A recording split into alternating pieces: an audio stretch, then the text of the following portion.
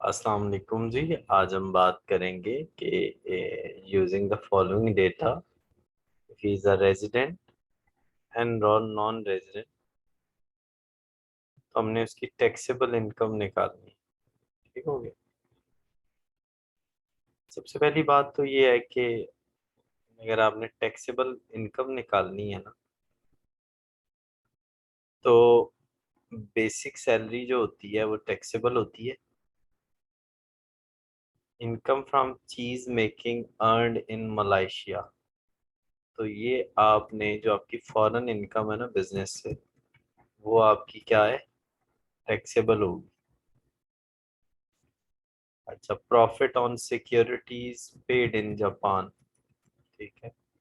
तो जो आपकी जो भी अर्निंग होएगी वो आपकी टैक्सेबल होगी। और मेडिकल अलाउंस जो है वो 10% ऑफ बेसिक सैलरी तक टैक्सेबल होता है। ठीक है।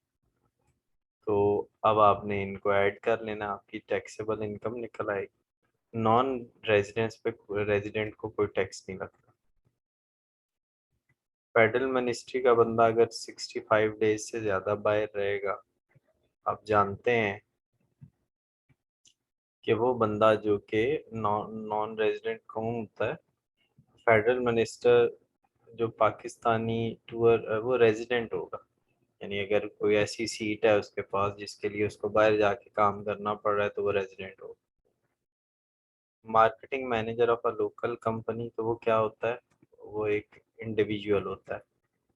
और ये जो एनपीओज जो होती हैं, नॉन प्रॉफिट ऑर्गेनाइजेशन, ये क्या होती हैं, एंटिटीज होती हैं। ठीक हो गया। तो आप इसको डाल सकते हैं एंटिटीज के अंदर। Thank you very much. अच्छा जी, अगर आपको ये मतलब चाहिए फॉर सोल्यूशन, तो आप मुझे व्हाट्सएप कर दें नंबर पे। ठीक हो गया। से ये सोल्यूशन ले सकते हैं। Thank you very much.